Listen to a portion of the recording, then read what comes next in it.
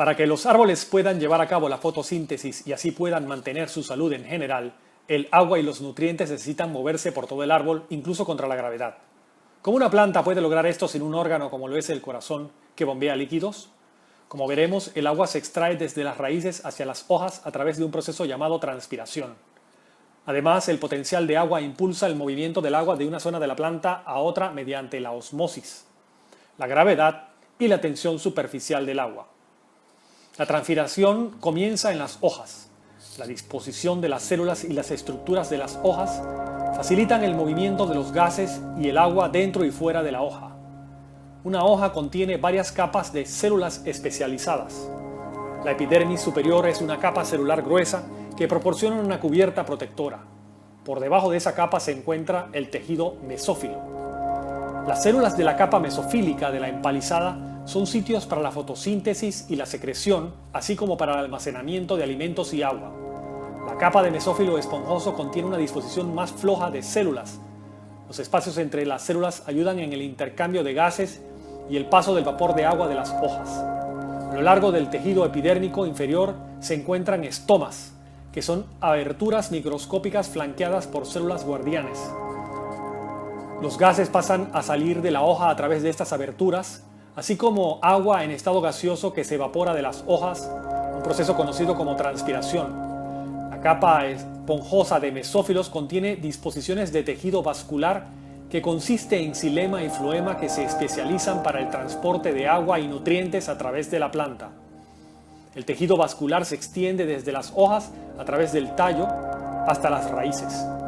El agua es transportada en el xilema desde las raíces si el potencial hídrico es mayor, hasta las hojas si el potencial hídrico es menor.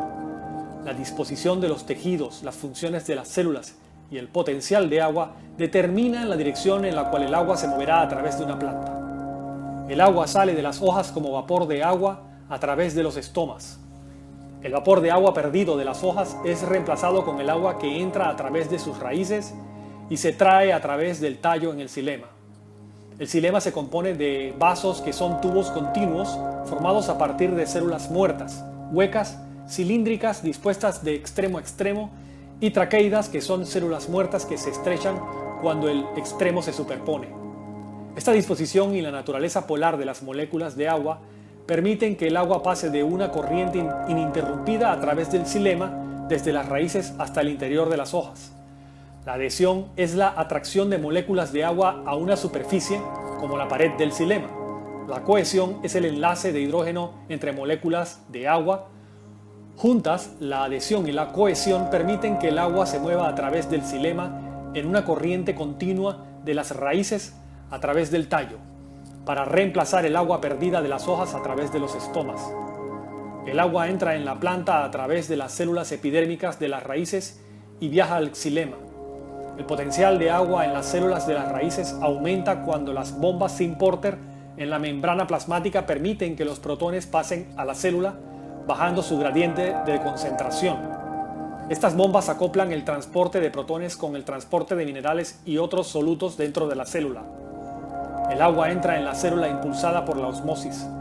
La presencia de canales de acuaporina en la membrana mejora la osmosis, permitiendo el flujo masivo de agua del suelo hacia las raíces. El otro tejido vascular principal es el floema. El floema transporta carbohidratos y aminoácidos que se producen en las hojas a las células de las raíces y tallos, donde se utilizan y almacenan. La conducción en el floema se lleva a cabo a través de dos clases de células alargadas, células cribosas y elementos de tubo criboso. La mayoría de las angiospermas contienen elementos de tubo criboso. Ambos tipos de células tienen grupos de poros conocidos como áreas de tamiz, que son abundantes en los extremos solapados de las células.